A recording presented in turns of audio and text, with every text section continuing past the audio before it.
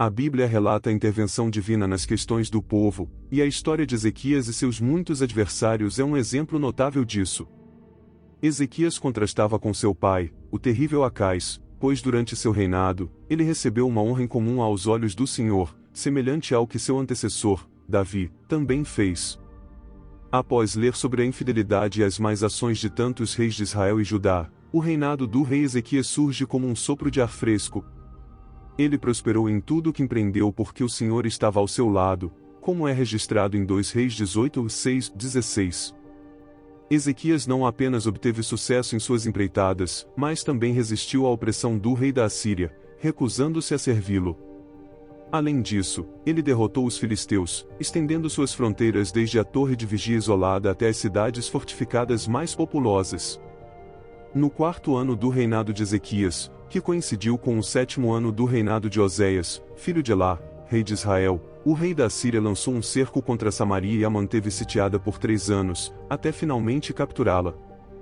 No 9º ano do reinado de Oséias, que coincidiu com o 6º ano do reinado de Ezequias, o rei de Israel, Samaria foi conquistada. O rei da Assíria então deportou o povo de Israel para a Assíria, estabelecendo-os em Ale no rio Abor, perto da cidade de Gozã, bem como nas cidades dos Medos. Isso aconteceu porque o povo de Israel não obedeceu à voz do Senhor, seu Deus, e quebrou a aliança, desobedecendo a tudo o que Moisés, o servo do Senhor, havia ordenado. Eles se recusaram a ouvir e seguir os mandamentos. No 14º ano do reinado do rei Ezequias, Senaqueribe, o rei da Assíria, lançou um ataque contra todas as cidades fortificadas de Judá, exceto Jerusalém, e as conquistou. Nesse momento, Ezequias, rei de Judá, enviou uma mensagem ao rei da Assíria em Laquis, declarando que estava disposto a aceitar qualquer imposição que lhe fosse feita. Em resposta, o rei da Assíria exigiu de Ezequias, rei de Judá, um tributo de 300 talentos de prata e 30 talentos de ouro. Ezequias entregou todo o ouro que estava guardado no templo do Senhor e nos tesouros do palácio real naquela época. Ezequias também retirou a moldura de ouro das portas do templo.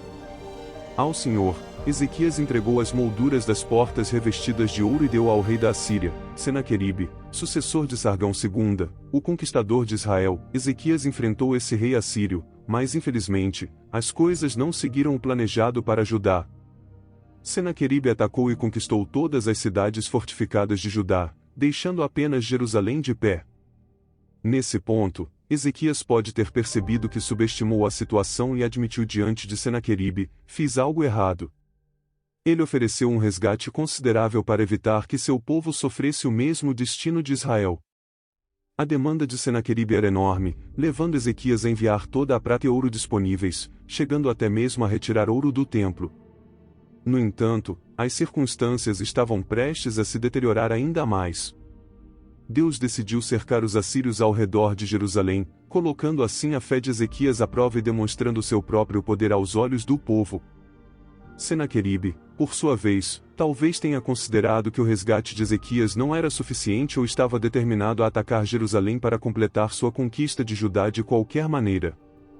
Por isso, o rei assírio enviou Quando o rei Ezequias soube que uma delegação e um grande exército do rei da Assíria estavam cercando Jerusalém e exigindo a rendição da cidade, ele ficou profundamente angustiado. Seus homens retornaram com as roupas rasgadas, mostrando sua aflição, conforme registrado em 2 Reis 19, 1, 4. Ezequias, ao receber essa notícia, rasgou suas próprias roupas, vestiu-se com um saco de lamento e foi à casa do Senhor. Ele enviou Eliaquim, que estava encarregado de sua casa, e Shebna, o escriba, juntamente com os anciãos dos sacerdotes, todos vestidos em saco, para encontrar Isaías, o profeta, filho de Amós. Eles relataram a Isaías a grave situação, dizendo: este é um dia de angústia, ansiedade, castigo e humilhação, como se o momento do nascimento das crianças tivesse chegado, mas não há força para trazê-las ao mundo. Pode ser que o Senhor, teu Deus, ouça as palavras do Rabsaque, que é o mestre do rei da Assíria, que enviou insultos e desafios ao Deus vivo. Ore para que o Senhor, teu Deus, repreenda as palavras que ele ouviu. Ezequias, ao ouvir o relato deles, também rasgou suas roupas em desespero, compartilhando a dor que todos sentiam. Imaginando como essa reviravolta terrível aconteceu apesar de toda a sua obediência a Deus, da renovação da adoração em Judá e do seguimento das instruções divinas, Ezequias havia prosperado anteriormente pela providência de Deus. No entanto, naquele momento de grande angústia, Deus parecia ensurdecedoramente silencioso quando o rei Ezequias entrou no templo do Senhor para adorar. Além disso, ele fez algo que muitos de seus predecessores não fizeram, enviou uma delegação vestida em saco para buscar uma palavra do Senhor através do profeta Isaías. Os enviados explicaram a terrível situação de Judá ao profeta e informaram que o líder assírio havia vindo para zombar do Deus vivo, conforme registrado em 2 Reis 19, 5-7.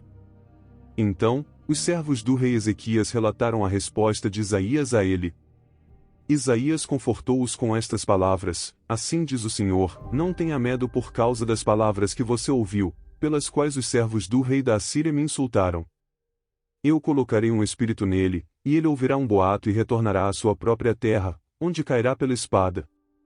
Isaías já estava ciente disso porque Deus estava ciente de tudo isso, e como resultado, ele deu aos servos de Ezequias uma mensagem que começava com a ordenança: não tenha medo. Essa ordem é frequente na Bíblia e representa a maneira de Deus de acalmar seu povo, infundindo confiança neles e assegurando-lhes que ele tem tudo sob controle. Deus estava dizendo: você pode confiar em mim. Deus disse a Ezequias que Senaqueribe, o rei da Assíria, retornaria à sua própria terra e seria morto pela espada. Senaqueribe havia ouvido falar que o rei Teraca de Cuxi estava se preparando para lutar contra ele, o que desviou a atenção do rei assírio de Jerusalém por um curto período de tempo, conforme ele pensava. No entanto, Senaqueribe fez questão de informar a Ezequias que ele voltaria.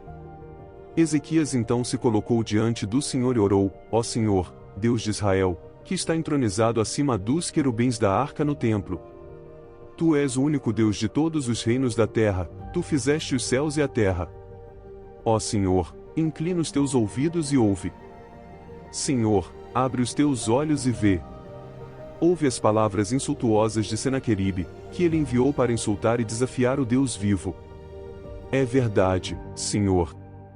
Ezequias, ao ler a carta de Senaqueribe, não rasgou suas roupas em agonia, mas levou-a ao templo, colocando-a diante de Deus e orando.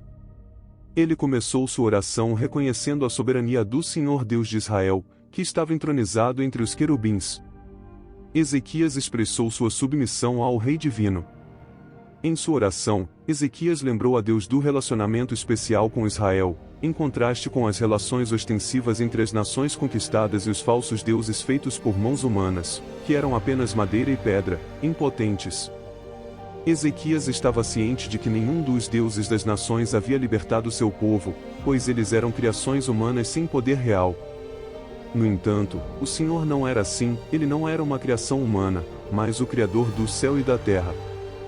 A carta de Senaqueribe foi vista por Ezequias como um ataque ao caráter de Deus, e ele implorou a Deus para justificar a si mesmo e ao seu povo.